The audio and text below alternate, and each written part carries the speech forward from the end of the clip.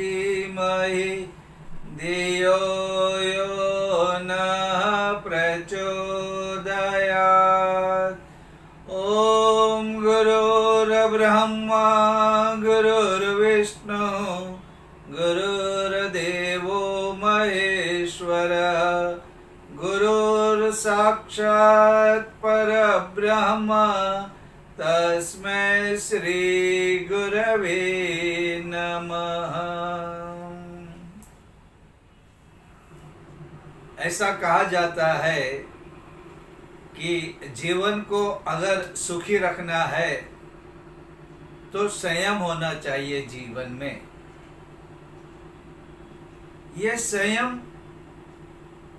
हम जो कहते हैं उतना आसान नहीं और आसान भी है।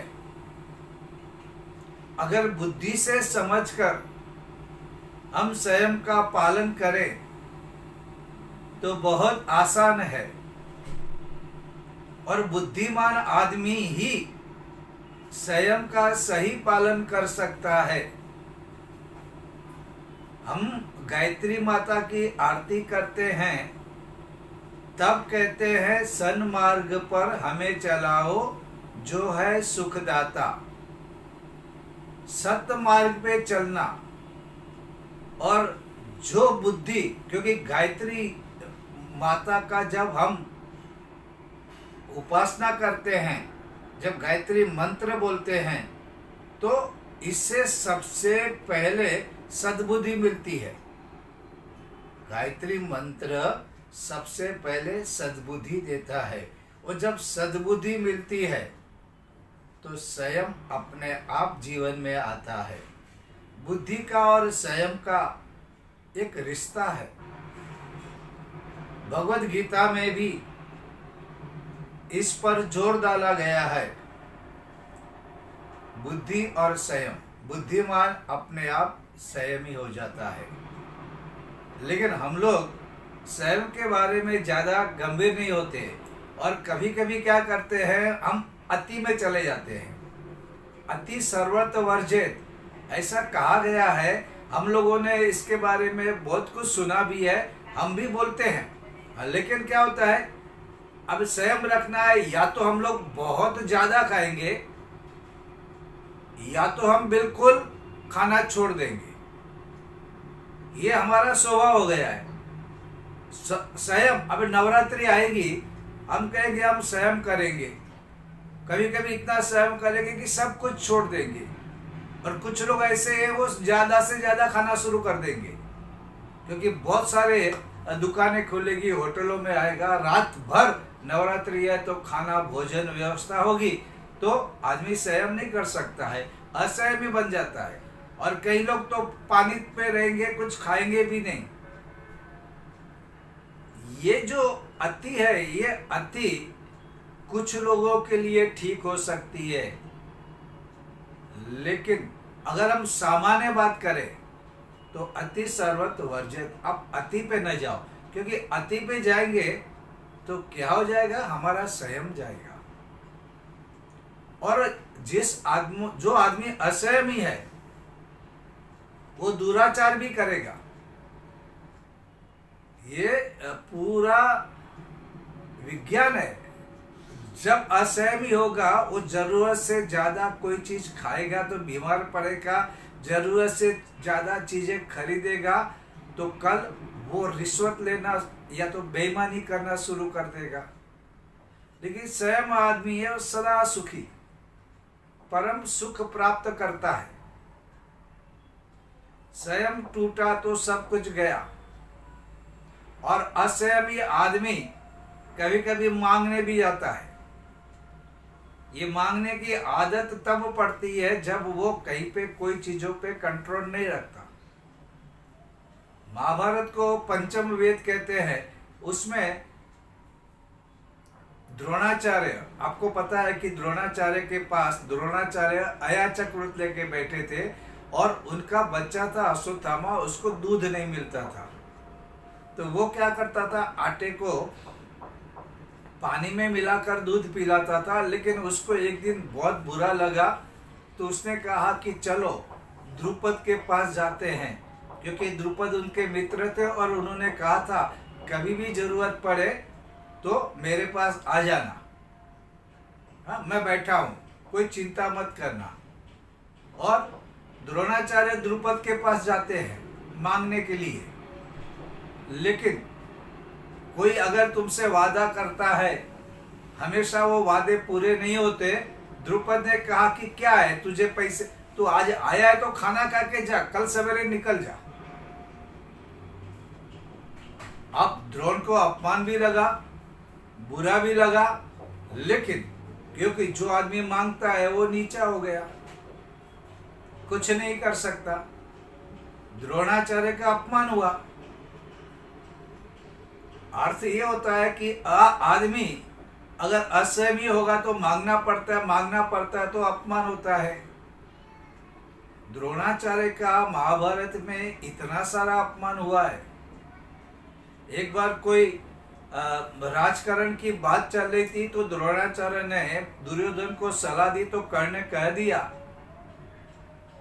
तू राजा के ऊपर टिका हुआ है, ये राज्य की कमाई है और तो उस कमाई में से तुझे मिलता है तो तू राज्य धर्म से पलता हुआ आदमी है, तो तुझे कोई एडवाइस देने का, तुझे सलाह देने का अधिकार नहीं है, क्योंकि दुर्योधन तुझे पैसा देता है और तू तेरा घर चलाता है।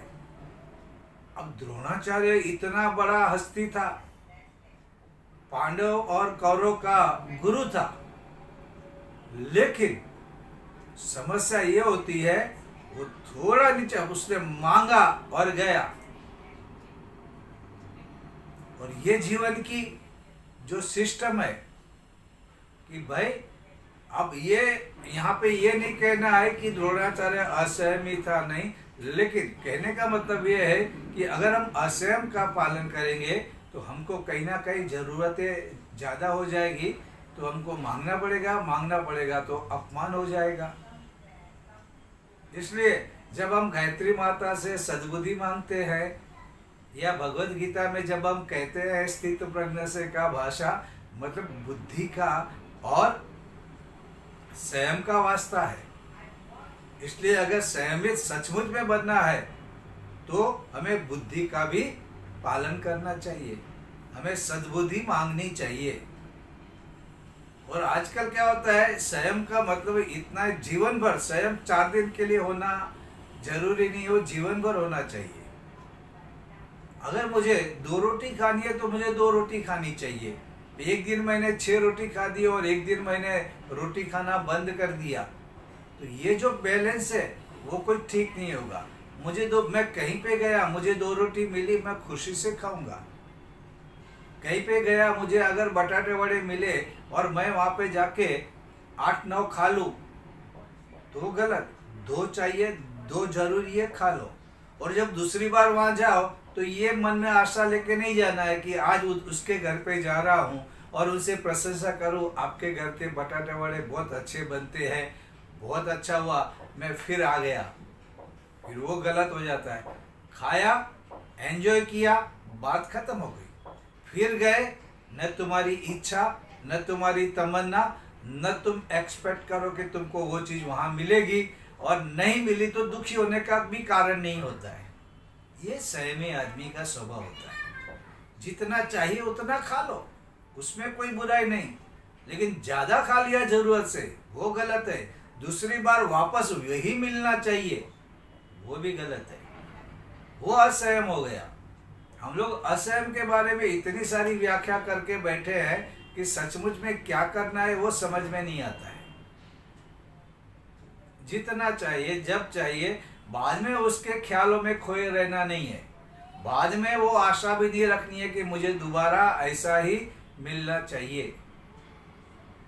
ये संयम, और संयम का पालन अगर हम जिद से भी करते हैं तो वो जिद से जो संयम करते हैं ना, वो तुमको बार बार परेशान करता है, वो तुम्हारे मन की अस्वस्थता पैदा करेगा, तुम अशांत होने लगोगे और तुम्हारे मन में वही विचार आते रहेगा। उपवास के दिन आपको पता है ना कि कई दाल का तड़का आपने देखा तो आपको लगेगा अरे कितना नसीबदार आदमी है, अभी गर्मा गर्म दाल तड़का खा रहा है, दाल फ्राई कर रहा है, और हम देखो हमारा तो उपवास है, हमको तो 9 दिन का हमने संकल्प ले लिया, अभी क्या होगा, और फिर तुमको दाल का तड़का बार बार याद आएगा। क्या हो रहा है कि आपने अपनी बुद्धि से समझ के संयम नहीं पालन किया, करना पड़ा तो किया। अब वहां पे कई बार खुशबू आ रही है खाने की, आपकी जान जलती है, लगता है कितना नसीबदार आदमी है कि इसको तो आज शाम को खाने में क्या क्या मिलने वाला है, मैं तो खाऊंगा नहीं। ये क्योंकि ये बुद्धि से हम लोगों ने समझा नहीं, और ये संयम हमको क्या करता है, तकलीफ देता है। और आप जब भी आप रात को सोएंगे तो सपने में भी भोजन आएगा, आप बातें भी करेंगे ना तो आपके मुंह से भोजन की बात निकल जाएगी अपने आप। एक बहुत बड़े तत्वज्ञानी ने इसके बारे में एक एग्जाम्पल दिया था। एक फकीर था, और फकीर से मिलने के लिए उसका एक पुराना दोस्त आया। तो फकीर को कहीं बाहर जाना था, तो वो दोस्त आया उसको मिलने के लिए। तो उस फकीर ने कहा कि तू आया, तू मेरा दोस्त है, मैं भी तुझसे मिलना चाहता हूँ, लेकिन मुझे अब बाहर जाना है, तो तू यहाँ पे ठहर, 2 दिन के बाद मैं आता हूँ। तो उसका जो मित्र था उसने कहा कि मुझे भी अच्छा लगेगा अगर हम दोनों दोस्त साथ में अगर मुसाफिरी करेंगे तो अच्छा मजा आएगा, लेकिन एक काम कर, मैं बहुत दूर से घोड़े पे बैठ के आया हूँ, रास्ते की धूल से मेरे कपड़े मैले हो गए हैं, मेरे बाल में भी धूल है, तो मैं स्नान कर लेता हूँ, और एक काम कर, तेरे पास कोई कपड़े होंगे धुले हुए तो मुझे दे दे। अब क्या हुआ था, फकीर के पास बहुत अच्छे कपड़े थे, एक बहुत श्रीमंत के घर पे गया था, तो उन्होंने भेंट में उसे बहुत भारी महंगे वाले कपड़े दिए थे। तो उसने कहा मैं इतने महंगे कपड़े नहीं पहनता हूँ, मेरे तो कपड़े हैं ये सादे सीधे हैं।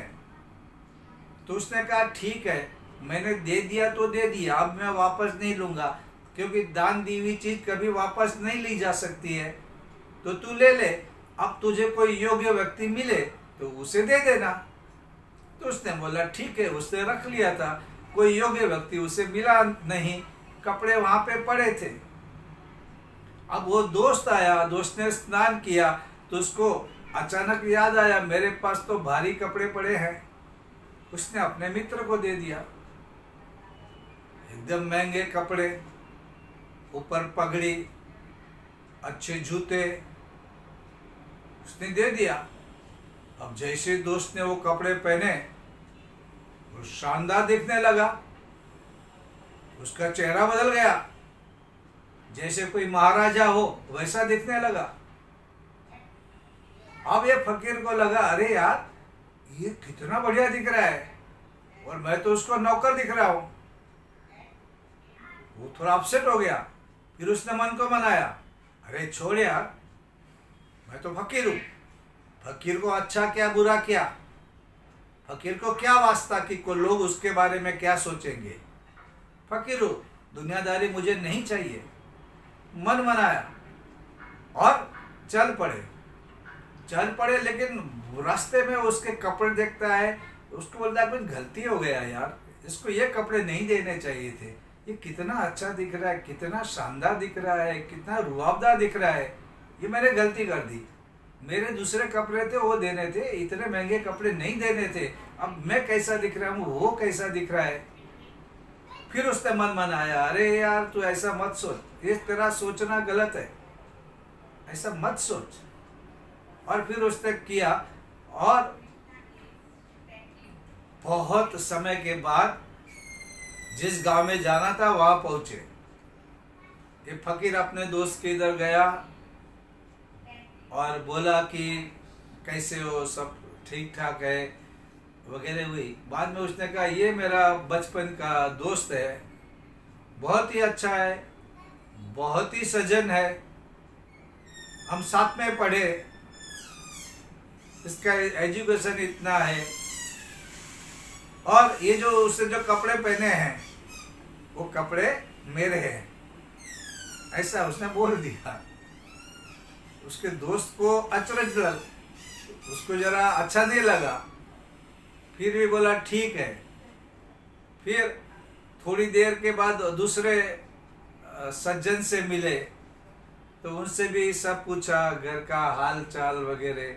फिर कहा कि मैं निकल रहा था तो मेरा दोस्त आ गया, उसे भी ले लिया, बहुत सज्जन है, मेरे साथ पढ़ाई की है, गांव में हम आसपास में ही रहते थे, बहुत ही अच्छा है, लेकिन उसने जो अभी कपड़े पहने हैं वो कपड़े मेरे हैं, मैंने दिए हैं।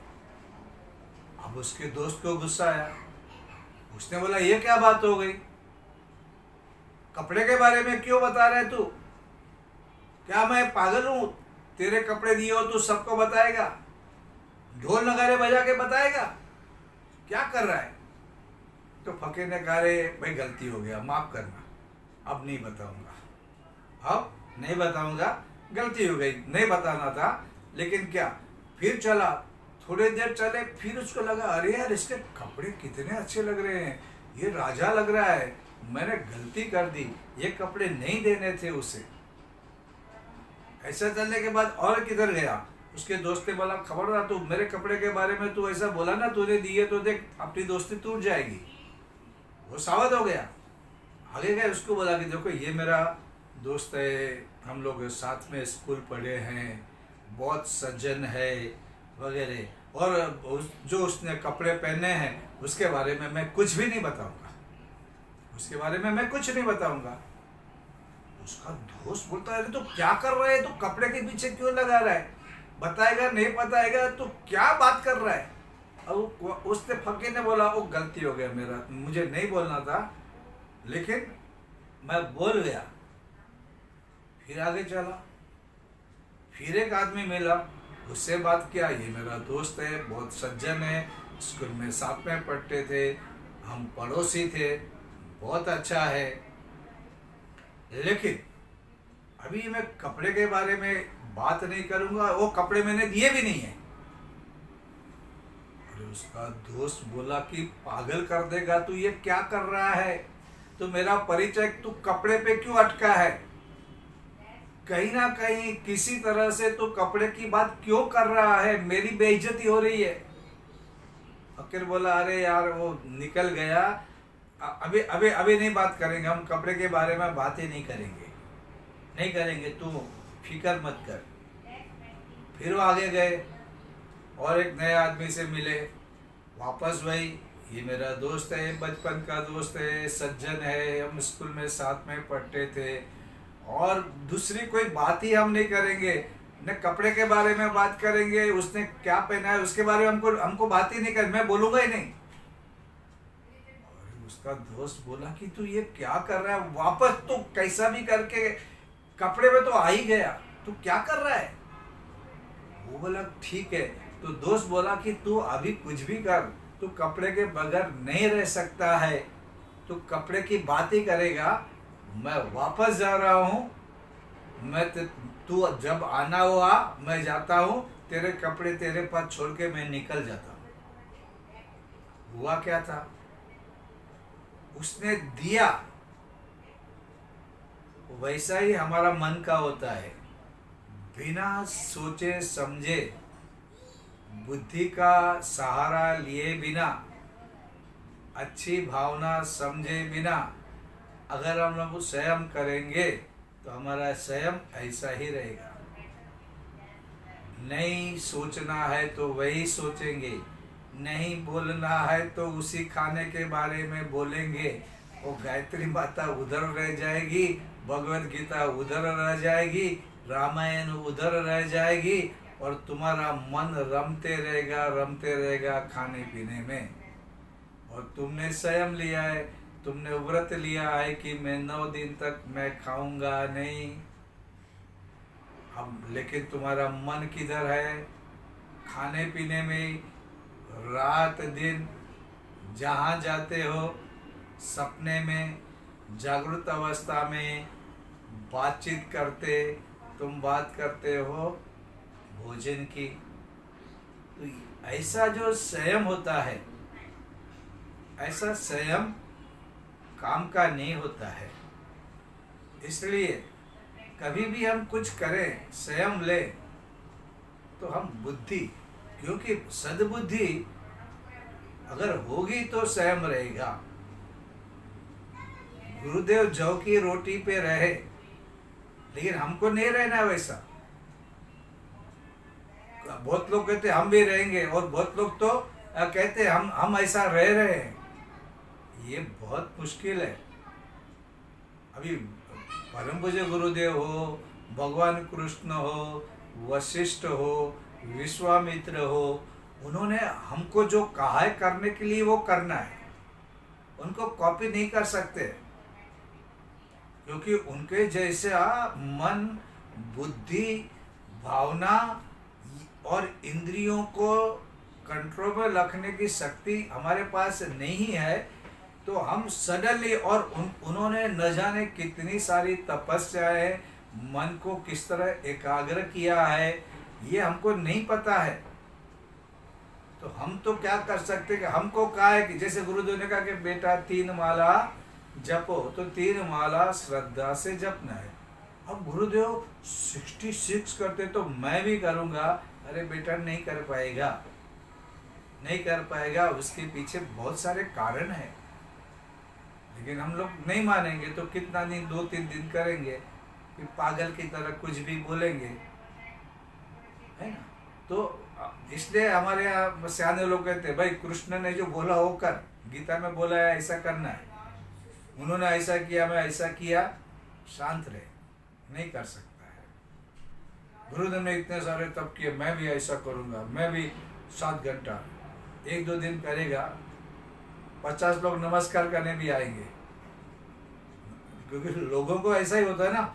अरे ये राम शर्मा आचार्य, विश्वामित्र जैसे तपस्वी, और ये तीसरा तपस्वी हमारे गांव में पैदा हो गया, चलो लगाओ लाइन, करो दर्शन। लेकिन ये स्वयं कितना दिन चलेगा? ये बुद्धि से समझा हुआ, निष्ठा से किया हुआ संयम नहीं है, और ये संयम तुम्हें परेशान करेगा, है ना। सियार कभी भी नवरात्रि का संकल्प नहीं ले सकता, क्योंकि सामने कोई प्राणी आएगा तो वो उसको मार के खाने के बारे में सोचेगा। वो नहीं कर सकता है। वो एकादशी नहीं कर सकता है। एकादशी करने के लिए एकादशी के बारे में समझदारी भी होनी चाहिए। और एकादशी का व्रत बहुत से लोग इसलिए करते हैं कि प्रभु कार्य करना है, भगवान का काम करना है, तो आपको स्वाध्याय करना है, आपको लोगों से मिलना है, हमारे ऋषियों के विचार घर घर तक पहुंचाने हैं। तो आपका रूटीन तो वैसा ही रहेगा घर का। घर के लोग खाना खाएंगे, भोजन करेंगे, हमको रोटियां पकानी है। और उस जमाने में जब एकादशी शुरू हुई, उस जमाने में तो लोगों की खुराक बहुत थी। आज तो हम लोग 2 या 3 रोटी या 4 रोटी, हालांकि बहुत से लोग 8-9 रोटी 10 रोटी खा लेते हैं, लेकिन उस जमाने तो 20-20 रोटियां भी खा जाते थे। क्योंकि एक तो उनको कोई टेंशन नहीं रहता था, क्योंकि जब घर की व्यवस्था है, संयुक्त परिवार थे, बहुत फिजिकली मेहनत करते थे, हवा भी साफ सुथरी रहती थी, जल भी खनिज से भरा हुआ बहता हुआ पानी या कुएं का पानी होता था, जो पचने में हल्का होता था। ऐसे टाइम पे खाते थे। तो क्या किया, अब भगवान का काम भी करना है। देखो, मैं सुधर जाऊं वो काफ़ी नहीं, मेरे साथ दूसरे सुधरने चाहिए। मैं लड्डू खा लूँ वो काफ़ी नहीं, मैं दूसरों को भी लड्डू खिलाऊं, ये मेरा धर्म होना चाहिए। तो पहले के लोग क्या करते थे, जो भगवान का नाम अभी नहीं ले रहा है, भगवान के विचार नहीं मिले हैं, तो ऐसे लोगों को विचार देने के लिए जाते थे ग्रुप में। तो उस दिन क्या कि आज भगवान का काम है, हम खाना नहीं खाएंगे, आज उपवास कर लेंगे, खाना नहीं बनेगा, उपवास है, घर पे भी नहीं खाएंगे, बाहर भी नहीं खाएंगे, प्रभु का नाम लेंगे, प्रभु के विचार देंगे, लोगों से मिलेंगे, लोगों से मिलना हो जाएगा, सब कुछ ठीक होगा। कल उनको अच्छे विचार मिलेंगे, उनका जीवन बदलेगा, हम लोगों का भी और फायदा होगा। क्योंकि अगर सभी लोग अच्छे हैं तो अच्छा है ना। मैं अच्छा हूँ और वो चोरी बेईमानी की बात करेगा तो मेरे लिए तो खतरा भी है, मेरे लिए अशांति भी है। तो ये बहुत अच्छी बात है। तो ये परंपराएं चालू थी। आज भी ऐसे बहुत से लोग हैं जो एकादशी को निकल पड़ते हैं प्रभु के विचार देने के लिए। तो ये परंपराएं एक सिस्टम होती थी। तो वहाँ पे वो स्वयं ऐसा होता कि कोई आपको खाने देगा तो आप बोलेंगे आज एकादशी है, आज हम कुछ नहीं खाएंगे, फिर आएंगे। तो क्या होता था, ये स्वयं को अच्छी तरह से हम लोग संभालते थे। ये बुद्धि और हमारी निष्ठा, हमारी भावना, ये सब जुड़े हुए रहते हैं। कोई एक चीज को आप पकड़ेंगे ना डायरेक्टली तो वो ठीक नहीं होता है, आप उसको एक होता है। इसलिए हमारे ऋषियों ने इसके बारे में बहुत कुछ समझाया है। और वो संयमित जीवन वाले, देखो ऐसे कितने लोग हैं कम भोजन करके संयमित, उन्होंने बुद्धिपूर्वक उसे स्वीकारा है तो कई साल तक रहते हैं, उनका हेल्थ भी अच्छा होता है। फिर हमारी जो देखो, हम लोग विटामिन, ये प्रोटीन, इसके बारे में हम लोग सोचते हैं और सोचना भी चाहिए। बिना सोचे समझे कुछ नहीं खाना चाहिए। लेकिन ऐसे भी लोग हैं जिनका दृढ़ मनोबल है, उन्होंने बुद्धि से समझा है, तो वो नहीं भी खा रहे तो भी कुछ ही चीजें खा के अब भी उनका हेल्थ वैसा है। ऐसे कितने हैं जिनके शरीर में सब कुछ ठीक है, कुछ खाते नहीं या बहुत कम खाते हैं, लेकिन उनका मनोबल है, उनकी बुद्धि। अगर हमारी बुद्धि में कुछ समझ में नहीं आ रहा है, हमारा मनोबल कमजोर है, तो ऐसे सहम नहीं करने चाहिए जिसके कारण हम लोग उस फकीर की तरह बार बार उसी कपड़े के बारे में बात करें, उसी कपड़े के बारे में बात करें, और फिर क्या होगा, हम जिसका संयम करेंगे उसी के बारे में बोलते रहेंगे। इसलिए अब नवरात्रि आ रही है तो संयम रखना है, तो संयम बुद्धिपूर्वक रखना चाहिए, आस्था और भावना भी उसमें जुड़नी चाहिए, और इसके बाद संयम में आनंद है, संयम में आनंद है। और परम पूज्य गुरुदेव ने 4 प्रकार के संयम कहे हैं। अगर वो संयम आता है हमारे जीवन में तो हमारा जीवन बहुत ही सुखी हो सकता है। अगले गुरुवार को हम इस 4 संयम के बारे में बात करेंगे। तब तक नवरात्रि आ रही है, शक्ति की आराधना करनी है, और संयमित जीवन, क्योंकि संयम अगर समझदारी से किया तो संयम शक्ति देता है। अगर बिना समझे और बिना बुद्धि किया तो फिर वो कमजोरी भी देगा। शक्ति की आराधना करनी है, शक्ति चाहिए, संयमित जीवन जी के नवरात्रि का अनुष्ठान करना है, और ये शक्ति भी हमारे लिए, समाज के लिए, राष्ट्र के लिए और विश्व की भलाई के लिए करना है। सर्वे भवन्तु सुखिनः, सभी को सुखी बनाना है। आज के लिए बस इतना ही।